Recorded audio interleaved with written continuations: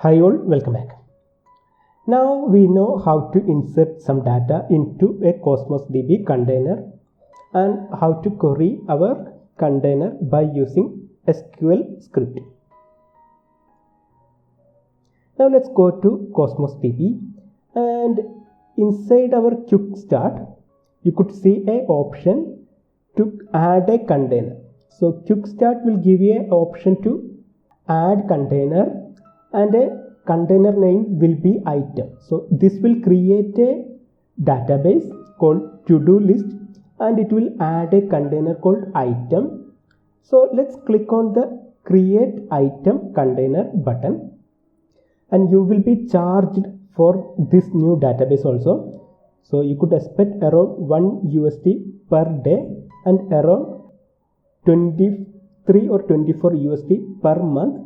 So if you create a database, you will be charged based on the throughput you provisioned. So this will provision around 400 request unit per second. So you could expect some $1. Now click on download and run. So let's go to Data Explorer and see whether new database is created or not. So you could see a new database to-do list is created. And once you expand, you could see an item, and inside the item there is no data is there. So you could see there is the item container is empty, and if you want you could open in a full screen.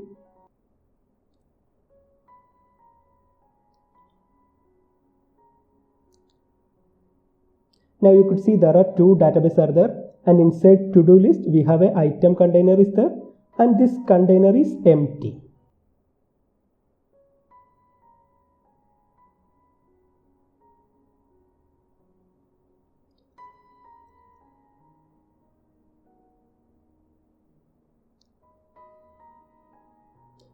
And if you want to add more item, you could simply click on new item, and you could enter data manually. Say for example ID1, and you could give something like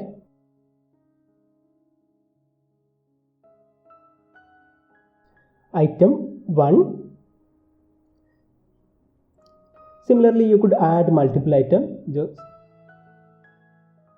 Just save the items, and you could add multiple items.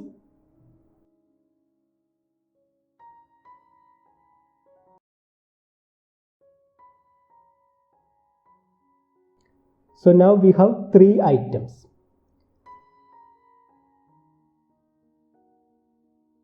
If you execute, select star from C, you could see there are 3 items are there. So this part we saw in the previous video. Now let's go to the Cosmos DB and go to the quick start. So we just created a container. Now there is an option to download and run your .NET app. So once you click download, this will download an application, .NET application, that you could execute in Visual Studio. So just extract the zip file, and you could open this file in .NET or Visual Studio.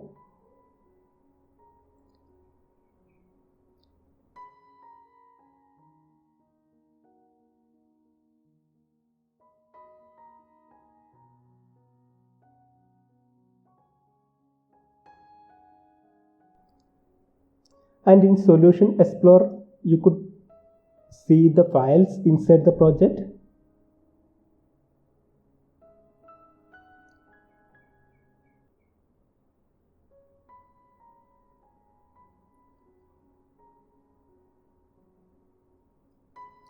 So once you expand the Solution Explorer, you could see app config is there.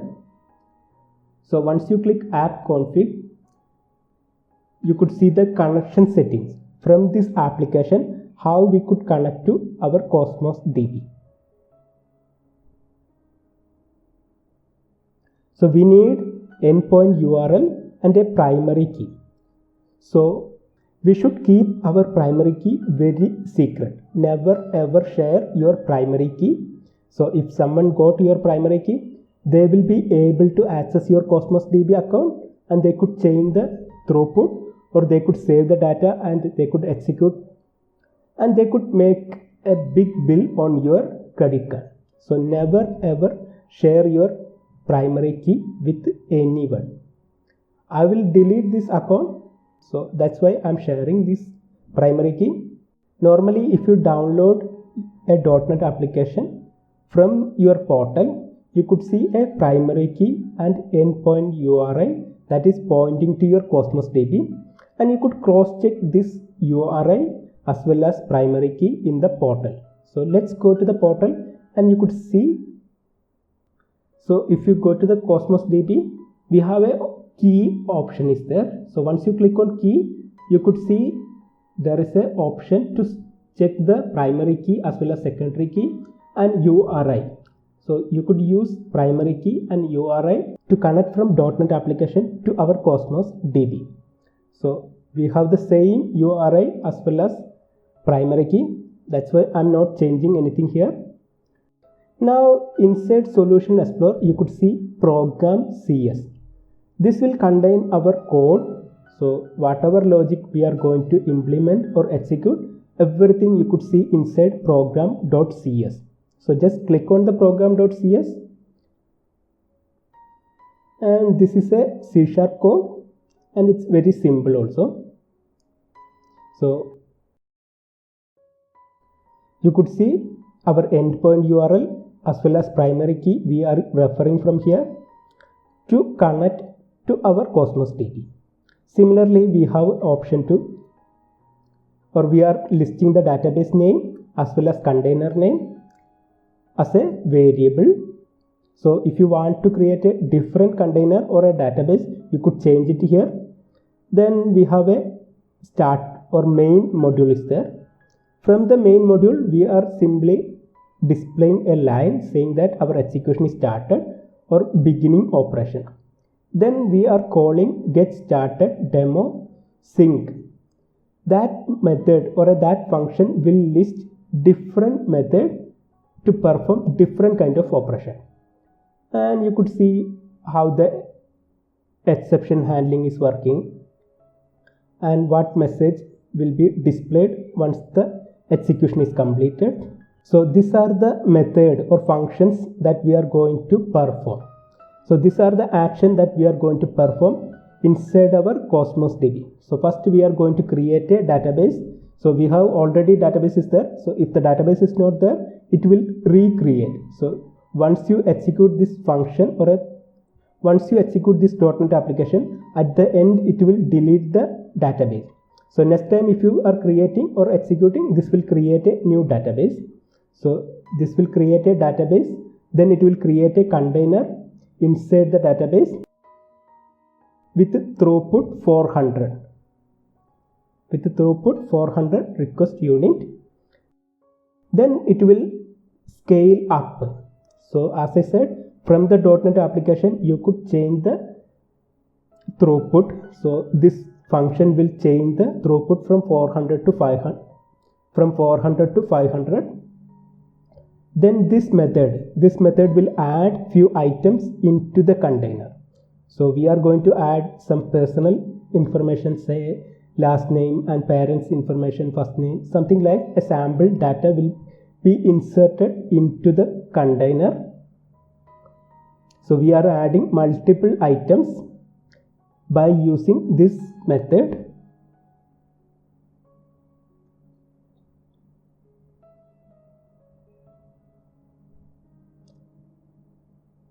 And if you want, you could read all this message. It's very simple and straightforward.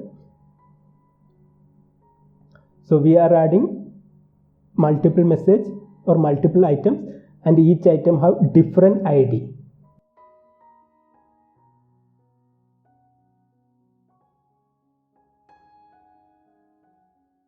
And you could see the exception handling and other code block also.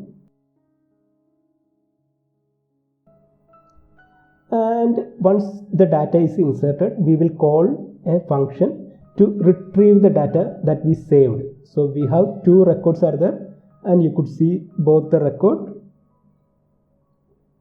Then we will see how to update the data, and finally we will delete the database as well as container. So we are just cleaning the database account or Cosmos DB account that we created inside this .NET application. So we could execute this application. So once again, let's see the code. So we are going to perform some operation. We are going to create a database. Then we are going to create a container. Then we are going to scale the container, or the container what we created have 400 request unit capacity. We are changing, then adding some items and querying some data, replacing or updating the data, deleting item or container, then deleting our database account. It's not database account, it's a database. We are going to delete that one. So the code will create a database, and we specified the name as to-do list. So create database will create a database called to-do list, and you could see the name to-do list at the top. So we are going to use database as to-do list, and container is item. So once the database is created, we will create a container, and we are going to create a container with 400 request unit throughput. Then we will change the container configuration from 400 request unit to 500, and we are going to display the value, or display a message saying that new provision throughput is 500.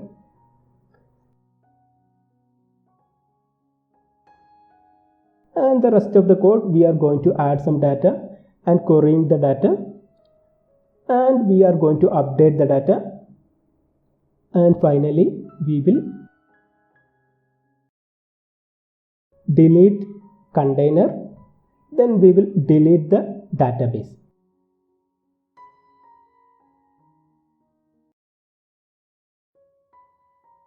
So let's execute the .NET application. I'm going to use start without debugging. So our execution will start. Depending upon the geolocation also, the .NET application might take 1 or 2 minutes to respond. So our execution is about to start.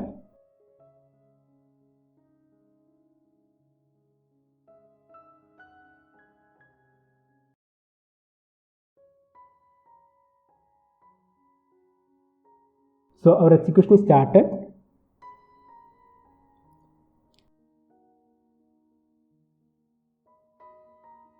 And you could see the first message, beginning operation. So we are started to execute the process, and the first process we are going to do is create a database called to-do list. So it's created a database, then created a container called items, and provision capacity is 400, new provision capacity is 500.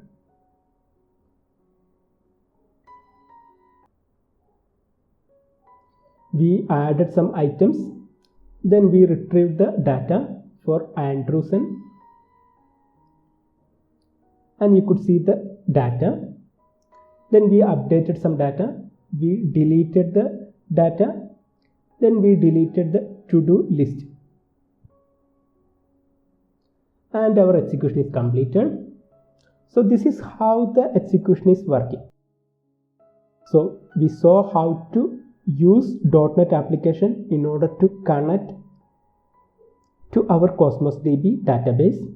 So that's all for this video. Thanks for watching.